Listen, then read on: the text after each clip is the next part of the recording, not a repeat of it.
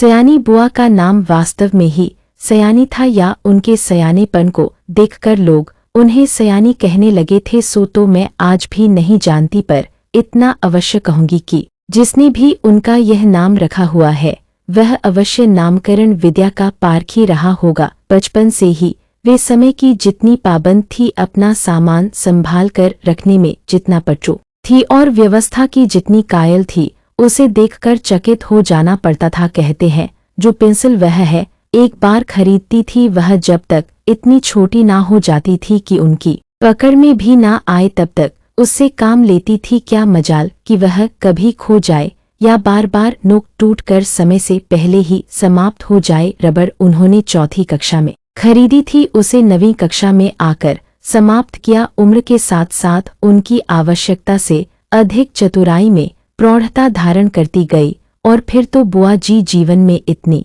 अधिक घुल मिल गई कि उसे अलग करके बुआ जी की कल्पना ही नहीं की जा सकती थी। उनकी एक एक बात पिताजी हम लोगों के सामने उदाहरण के रूप में रखते थे और व्यस्त और अव्यवस्थित जनों का तो जीना ही दुर्लभ हो जाएगा। ऐसे ही सयानी बुआ के पास जाकर पढ़ने का प्रस्ताव जब मेरे सामने रखा गया तो कल्पना कीजिए मुझ पर क्या बीती होगी। मैंने साफ मना कर दिया कि मुझे आगे पढ़ना ही नहीं, पर पिताजी मेरी पढ़ाई के विषय में इतने सतर्क थे कि उन्होंने समझाकर डांटकर और प्यार दुलार से मुझे राजी कर लिया। समझिए अपनी इच्छा पूरी करने के लिए बाध्य कर दिया और भगवान का नाम को गुहारते गुहारते मैंने घर से विदा ली और उनके यहाँ पहुंची। इसमें संदेह नहीं कि बुआ जी ने बड़ा स्वागत किया, पर बचपन से उनकी ख्याति सुनते सुनते उनके क्रोध रूप ने मन को अभिभूत कर रखा था। उसमें उनका वह प्यार कहाँ तिरोहित हो गया मैं जान ही ना पाई। हाँ, बुआ के पति जिन्हें हम भाई साहब कहते थे बहुत ही अच्छे स्वभाव के व्यक्ति थे और सबसे अच्छा कोई घर में लगा तो उनकी 5 वर्ष की पुत्री अन्नू। पर मैंने देखा कि परिवार के सभी लोगों पर विचित्र आतंक सा छाया हुआ है, सब पर मानो बुआ जी का व्यक्तित्व हावी है। सारा काम वहाँ इतनी व्यवस्था से होता जैसे सब मशीन हो जो कायदे में बंधी बिना रुकावट अपना काम किया करती है। ठीक 5 बजे सब लोग उठ जाते, फिर 1 घंटा बाहर मैदान में टहलना होता, उसके बाद चाय दूध होता, उसके बाद अनु को पढ़ने के लिए बैठना पड़ता था। भाई साहब भी तब अखबार और ऑफिस की फाइलें आदि देखा करते। 9 बजते ही नहाना शुरू होता, जो कपड़े बुआ जी निकाल दे वही पहनने होते। फिर कायदे से आकर मेज पर बैठ जाओ और खाकर काम पर जाओ। घर के इस नीरज और यंत्र चालित कार्यक्रम में अपने आप को फिट करने में मुझे कितना कष्ट उठाना पड़ा और कितना अपने आप को काटना छांटना पड़ा, मेरा अंतर्यामी ही जानता है। सबसे अधिक तरस आता था अन्नू पर। वह इस नन्ही सी उम्र में ही प्रौढ़ हो गई थी, ना बच्चों की उल्लास ना कोई चहचाट, एक अज्ञात भय से वह घिरी रहती थी। घर के उस वातावरण में कुछ ही दिनों में मेरी भी सारी हंसी खुशी मारी गई। ये बुआ जी की गृहस्थी जमे 15 वर्ष बीत चुके थे, पर उनके घर का सामान देखकर लगता था मानो सब कुछ अभी कल ही खरीदा हो। गृहस्थी जमाते समय जो कांच और चीनी के बर्तन उन्होंने खरीदे थे वे आज भी ज्यों के त्यों थे, जबकि रोज उनका उपयोग होता था। वे स्वयं खड़ी होकर सारे बर्तन साफ करवाती थी। क्या मजाल कोई एक चीज भी तोड़ दे। एक बार नौकर ने एक सुराही तोड़ दी थी। उस छोटे से छोकरे को उन्होंने इस कसूर पर बहुत पीटा था। तोड़फोड़ से तो सख्त नफरत थी, यह बात उनकी बर्दाश्त के बाहर थी। उन्हें बड़ा गर्व था अपने इस सुव्यवस्था पर। वे अक्सर भाई साहब से कहा करती थी कि यदि वे इस घर में ना आती तो न जाने बेचारे भाई साहब का क्या हाल होता। मैं मन ही मन कहा करती थी कि और चाहे जो भी हाल होता हम सब मिट्टी के पुतले ना होकर कम से कम इंसान तो अवश्य हुए होते। बुआ जी की अत्यधिक सतर्कता और खाने पीने के इतने कंट्रोल के बावजूद भी अन्नू को बुखार आने लगा। सब प्रकार के उपचारों पर भी पूरा महीना बीत गया, पर उसका बुखार ना उतरा। बुआ जी की परेशानी का पार नहीं। अन्नू एकदम पीली पड़ गई। उसे देखकर मुझे लगा मानो उसके शरीर में ज्वर के कीटाणु नहीं, बुआ जी के भय कीटाणु दौड़ रहे हैं जो उसे ग्रसते जा रहे हैं और वह उनसे पीड़ित होकर भी भय के मारे कुछ कह नहीं सकती, बस सूखती जा रही है। आखिर डॉक्टर ने कुछ प्रकार के परीक्षणों के बाद राय दी कि बच्चों को पहाड़ पर ले जाया जाए और जितना अधिक उसे प्रसन्न रखा जा सके अच्छा है। सब कुछ उसके मन के अनुसार हो, यही उसका सही इलाज है। पर सच पूछो तो बेचारी का मन बचा ही कहाँ था। भाई साहब के सामने यह विकट समस्या थी। बुआ जी के रहते यह संभव नहीं था, क्योंकि अनजाने ही उनकी इच्छा के सामने वह प्रमुख बन बैठती थी। भाई साहब ने शायद सारी बात डॉक्टर के सामने रख दी। तभी डॉक्टर ने कहा कि माँ का साथ रहना ठीक नहीं होगा। बुआ जी ने सुना तो बहुत आनाकानी की, पर डॉक्टर की राय के विरुद्ध जाने का साहस वे कर नहीं सकी। सो मन मार कर वही रही। जोर शोर से अन्नू के पहाड़ पर जाने की तैयारी हुई। पहले दोनों के कपड़ों की लिस्ट बनी, फिर जूतों की, मौजों की, गर्म कपड़ों की, ओढ़ने बिछाने के सामान की, बर्तनों की। हर चीज रखते समय वे भाई साहब को सख्त हिदायत देती थी कि एक भी चीज खोनी नहीं चाहिए। देखो यह फ्रॉक मत खो देना, 7 रुपए मैंने इसकी सिलाई दी है।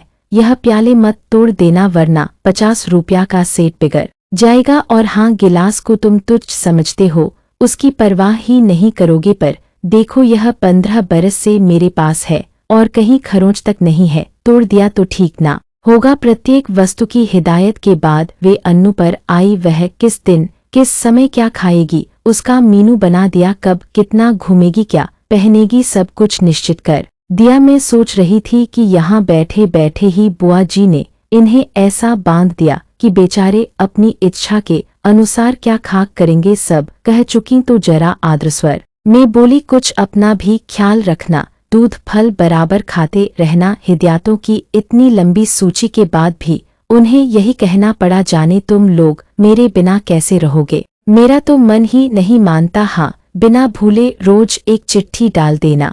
आखिर वह क्षण भी आ पहुंचा जब भाई साहब एक नौकर और अन्नू को लेकर चले गए। बुआ जी ने अन्नू को खूब प्यार किया, कोई रोई भी। उनका रोना मेरे लिए नई बात थी। उसी दिन पहली बार लगा कि उसकी भयंकर कठोरता में कोमलता भी छपी है। जब तक तांगा दिखाई देता रहा वह उसे देखती रही। उसके बाद कुछ क्षण निर्जीव सी होकर पड़ी रही, पर दूसरे ही दिन से घर फिर से वैसे ही चलने लगा। भाई साहब का पत्र रोज आता था, जिसमें अन्नू की तबीयत के समाचार रहते थे। बुआ जी भी रोज एक पत्र लिखती थी, जिसमें अपनी उन मौखिक हिदायतों को लिखित रूप में दोहरा दिया करती थी। पत्रों की तारीख में अंतर रहता था, बात शायद सब में वही रहती थी। मेरे तो मन में आता कि कह दूं, बुआ जी रोज पत्र लिखने का कष्ट क्यों करती है। भाई साहब को लिख दीजिए कि एक पत्र गत्ते पर चिपकाकर पलंग के सामने लटका ले और रोज सवेरे उठकर पढ़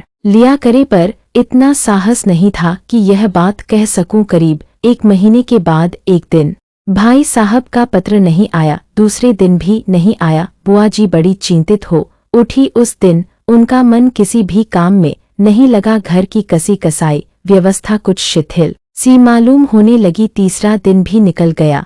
अब तो बुआ जी की चिंता का पार नहीं रहा। रात को वह मेरे कमरे में आकर सोई, पर सारी रात दुख भरे सपने देखती रही और रोती रही, मानो उनका बरसों से जमा हुआ नारीत्व पिघल पड़ा था और अपने पूरे वेग के साथ बह रहा था।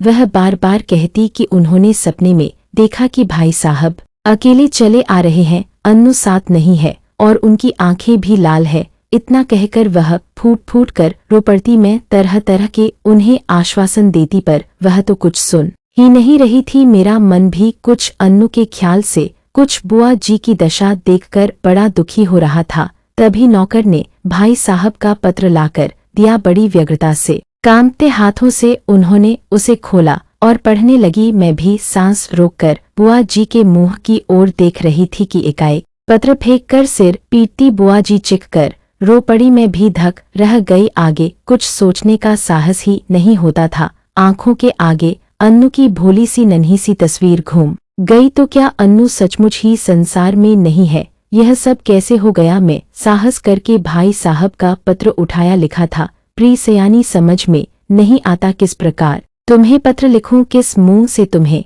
यह दुखद समाचार सुनाऊं। फिर भी रानी, तुम इस चोट को धैर्यपूर्वक सह लेना। जीवन में दुख की घड़ियां भी आती हैं और उन्हें साहसपूर्वक सहने में ही जीवन की महानता है। यह संसार नश्वर है, जो बना है वह एक न एक दिन मिटेगा ही शायद। इस तथ्य को सामने रखकर हमारे यहाँ कहा गया है, इस संसार की माया से मोह रखना दुख का मूल है। तुम्हारी इतनी हिदायतों और अपनी सारी सतर्कता के बावजूद मैं उसे नहीं बचा सका, इस अपने दुर्भाग्य के अतिरिक्त। और क्या कहूँ, यह सब कुछ मेरे ही हाथों होना था। आंसू भरी आंखों के कारण शब्दों का रूप स्पष्ट से अस्पष्टतर होता जा रहा था और मेरे हाथ कांप रहे थे। आपले जीवन में यह पहला अवसर था जब मैं इस प्रकार किसी की मृत्यु का समाचार पढ़ रही थी। मेरी आंखें शब्दों को पार करती हुई जल्दी जल्दी पत्र के अंतिम हिस्से पर पढ़ ही नुक्ता, धैर्य रखना मेरी रानी, जो कुछ हुआ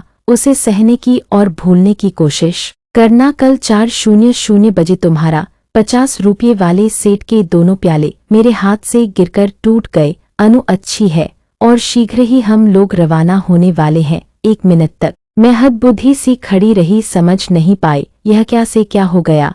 यह दूसरा सदमा था। ज्यों ही कुछ समझी मैं जोर से हंस पड़ी। किसी प्रकार मैं बुआ जी को सत्य से अवगत कराया। वास्तविकता उसे जानकर बुआ जी रोती रोती हंस पड़ी। 5 आने की सुराही तोड़ देने पर नौकर को पूरी तरह पीटने वाली बुआ जी 50 रुपये वाले सेठ के टूट जाने पर हंस रही थी, दिल खोलकर हंस रही थी, मानो उन्हें स्वर्ग की निधि मिल गई हो।